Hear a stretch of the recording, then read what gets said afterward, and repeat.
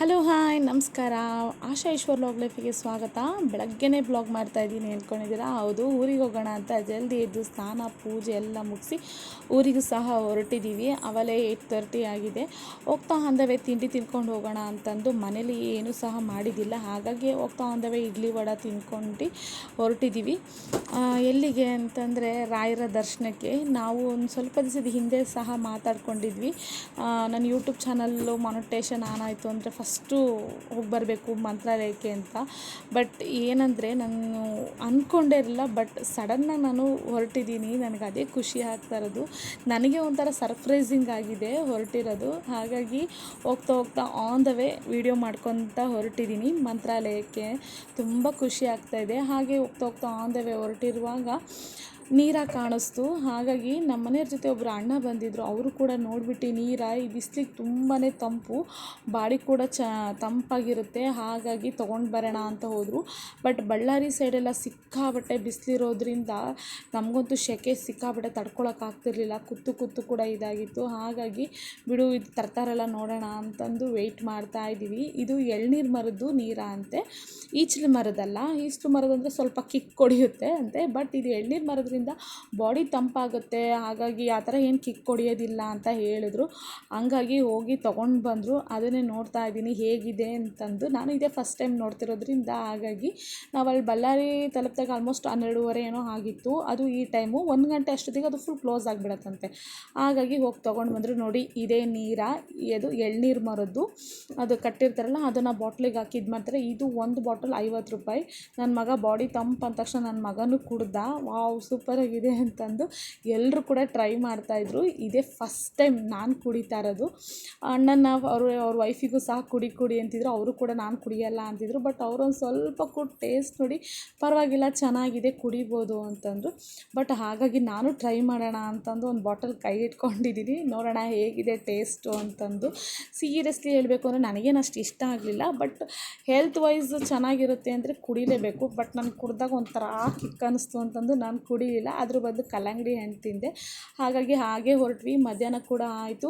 ಇನ್ನೇನು ಹೋಗ್ತಾ ಇದ್ದೀವಲ್ಲ, ಆಂಧ್ರ ಮಿಲ್ಸ್ ಊಟ ಮಾಡೋಣ, ಇಂಡಿಯನ್ ಸ್ಟೈಲ್ ಏನು ಅಂತಂದು ಆಂಧ್ರ ಮಿಲ್ಸ್ ಊಟನ ತೊಗೊಂಡ್ವಿ. ಏನೇ ಆದರೂ ನಮ್ಮ ಇಂಡಿಯನ್ ಫುಡ್ ಬಿಟ್ಟ ಮೇಲೆ ಮುಗೀತು. ಅಲ್ಲಿನ ಜನಗಳಿಗೆ ಅಲ್ಲಿನ ಊಟ ಇಷ್ಟ ಆಗುತ್ತೆ. ನಮ್ಗೆ ಇಲ್ಲಿರೋರಿಗೆ ನಮ್ಮ ಊಟನೇ ಬೆಸ್ಟು ಅನಿಸುತ್ತೆ, ನನಗೆ ಪರ್ಸ್ನಲಿ ಅನಿಸಿದ್ದು. ಹಾಗಾಗಿ ಟ್ರೈ ಮಾಡಿದ್ವಿ, ಇಷ್ಟ ಆಯಿತು, ಪರವಾಗಿಲ್ಲ. ಊಟ ಮುಗಿಸ್ಕೊಂಡ್ವಿ. ಮತ್ತೆ ಆನ್ ದ ವೇ ನಾವು ಮಂತ್ರಾಲಯ ಕಡೆ ಹೊರಟ್ವಿ. ಆಲ್ಮೋಸ್ಟ್ 3:30 ಆಗಿತ್ತು ನಾವು ಊಟ ಮುಗಿಸಿ ಹೊರಟಾಗ. ಹಂಗೂ ಹಿಂಗೂ ಮಂತ್ರಾಲಯ ರೀಚ್ ಆದ್ವಿ ನಾವು ರಾಯರ ದರ್ಶನಕ್ಕೋಸ್ಕರ. ನಾವು ನೋಡ್ತಾ ಇದ್ವಿ, ನಾವಿದು ಸ್ಟೇ ಆಗಿದ್ದ ರೂಮು. ನಾವು ಸಡನ್ಲಿ ಬುಕ್ ಆಗಿರೋ ಪ್ಲ್ಯಾನ್ ಮಾಡ್ಕೊಂಡಿದ್ರಿಂದ ನಾವು ರೂಮಿಂದೇನು ಪ್ಯಾಕೇಜ್ ಮಾಡ್ಕೊಂಡಿಲ್ಲ. ಅಲ್ಲೇ ಹೋಗಿ ರೂಮ್ ಬುಕ್ ಮಾಡ್ಕೊಂಡಿದ್ರಿಂದ ನಮಗೇನು ರಿಸ್ಕ್ ಅನಿಸಿಲ್ಲ. ರಶ್ ಕೂಡ ಇದ್ದಿಲ್ಲ, ಹಾಗಾಗಿ ಫ್ರೀಯಾಗೇ ಇತ್ತು. ನಮ್ಮದು ಲಿಫ್ಟ್ ಎದುರುಗಡೆನೇ ನಮಗೆ ರೂಮ್ ಸಿಕ್ಕಿದ್ರಿಂದ ನಮಗಂತೂ ತುಂಬ ಈಸಿನೇ ಆಯಿತು. ರೂಮ್ ಮಾತ್ರ ಸಖತ್ತಾಗಿತ್ತು. ಹೇಳ್ಬೇಕು ಅಂದರೆ AC ರೂಮು ತುಂಬಾ ಚೆನ್ನಾಗಿತ್ತು. ಸ್ಟಾರ್ಟಿಂಗ್ ಎಂಟ್ರಿ ಕೊಡ್ತಿದ್ದಂಗೆ ಸಿಟ್ಟೌಟ್ ಏರಿಯಾ ಇತ್ತು. 2 ಚೇರು ಮತ್ತು ಒಂದು ಲಾಂಗ್ ಸೋಫಾ ಸೆಟ್ ಹಾಕಿ ಒಂದು ಟೀಪಾಯ್ ಇಟ್ಟಿದ್ರು. ಹಾಗೆ ಒಳಗಡೆ ಎಂಟ್ರಿ ಕೊಡ್ತಿದ್ದಂಗೆ ಒಂದು ದಿವಾನ್ ಕಾಟು, ಇನ್ನೊಂದು ದೊಡ್ಡ ಬೆಡ್ ಇತ್ತು. ನಾವು ಹೋಗಿದ್ದು ಒಂದೇ ರೂಮ್ ಮಾಡ್ಕೊಂಡಿದ್ದು. ಅಷ್ಟು ಜನನು ನಾವು 5 ಜನ ಇದ್ವಿ. 5 ಜನನು ಒಂದೇ ರೂಮಲ್ಲಿ ಕೂಡ ಸ್ಟೇ ಆಗಿದ್ದು. ಬ್ಯಾಗ್ಸ್ ಇಟ್ಕೊಳ್ಳೋಕ್ಕೆಲ್ಲ ಇದ್ದಿತ್ತು, ಮಿರರ್ ಇತ್ತು, ವಾಶ್ರೂಮ್ ಕೂಡ ಸೂಪರಾಗಿತ್ತು. ಎಲ್ಲನೂ ತುಂಬ ಚೆನ್ನಾಗಿತ್ತು. ನಾನು ಔಟ್ಫಿಟ್ ಇವತ್ತಿಂದು ಜೀನ್ಸ್ ಹಾಕ್ಕೊಂಡಿದ್ದೆ. ಹಾಗಾಗಿ ನಾವು ಕೂಡ ಇವತ್ತು ಬುಧವಾರ ಆಗಿರೋದ್ರಿಂದ ದರ್ಶನ ಮುಗಿಸ್ಕೊಂಡ್ಬಿಡೋಣ ಫಸ್ಟಿಗೆ ಅಂತಂದು ಎಲ್ಲರೂ ಸ್ನಾನಕ್ಕೆ ಹೋಗಿ ದರ್ಶನಕ್ಕಂತ ರೆಡಿ ಆದ್ವಿ. ನಾನು ಸ್ಯಾರಿ ಉಡಬೇಕು ಅಂತ ಅಂದ್ಕೊಂಡಿದ್ದೆ, ಹಾಗಾಗಿ ಸ್ಯಾರಿನೂ ಸಹ ತೊಗೊಂಡೋಗಿದ್ದೆ. ಸ್ಯಾರಿ ಉಡ್ಕೊಂಡು ಹೋದೆ. ಬಟ್ ಅದು ಔಟ್ಫಿಟ್ ನಾನು ವೀಡಿಯೋ ಮಾಡ್ಕೊಳಕ್ಕಾಗಿಲ್ಲ, ಯಾಕಂದರೆ ಟೈಮ್ ಆಗಿಬಿಟ್ಟಿತ್ತು. ದರ್ಶನಕ್ಕೆ ಹೋಗೋಣ, ಸಿಗುತ್ತೋ ಇಲ್ಲೋ ಅಂತಂದು ರಶ್ ಇರುತ್ತೆ ಅಂತ ಹೋದ್ವಿ.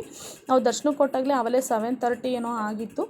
ಹಾಗಾಗಿ ದರ್ಶನಕ್ಕಂತ ನಿಂತ್ಕೊಂಡ್ವಿ. ರಶ್ ಇತ್ತು, ಬಟ್ ನಮಗಂತೂ ರಾಯರು ತುಂಬ ಚೆನ್ನಾಗಿ ದರ್ಶನನ ಮಾಡಿಕೊಟ್ರು. ಯಾಕಂದರೆ ನಮ್ಮ ಮನೆಯವರು ಪ್ರೆಸ್ ಕಾರ್ಡ್ ಇತ್ತು, ಅವರು ಪ್ರೆಸ್ ಇಟ್ಕೊಂಡಿದ್ದಾರೆ.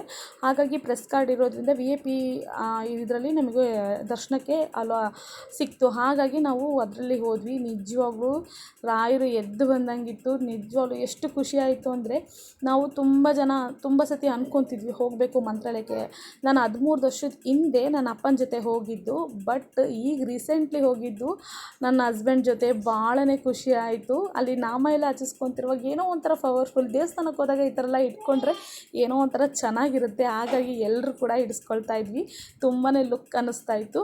ಹಾಗೆ ಮಂಚಾಲಮ್ಮ ದರ್ಶನ ಮಾಡಿದ್ವಿ. ಎಂಟ್ರೆನ್ಸಲ್ಲಿ ಇದ್ದಿದ್ದ ಮಂಚಾಲಮ್ಮನ ದರ್ಶನ ಮುಗಿಸ್ಕೊಂಡು ಆಮೇಲೆ ರಾಯರ ದರ್ಶನಕ್ಕಂತ ಹೋಗಿದ್ದು. ನಿಜವಾಗ್ಲೂ ಹೋಗಿದ ತಕ್ಷಣ ಅಂದಲ್ಲ, ನಮಗೆ VIP ಇದರಲ್ಲಿ ನಮಗೆ ದರ್ಶನದ್ದು ಇದು ಸಿಕ್ಕಿದ್ದು ಟಿಕೆಟು. ಹಾಗಾಗಿ ನಮಗೆ ದರ್ಶನವೂ ಕೂಡ ತುಂಬ ಈಸಿ ಆಯಿತು.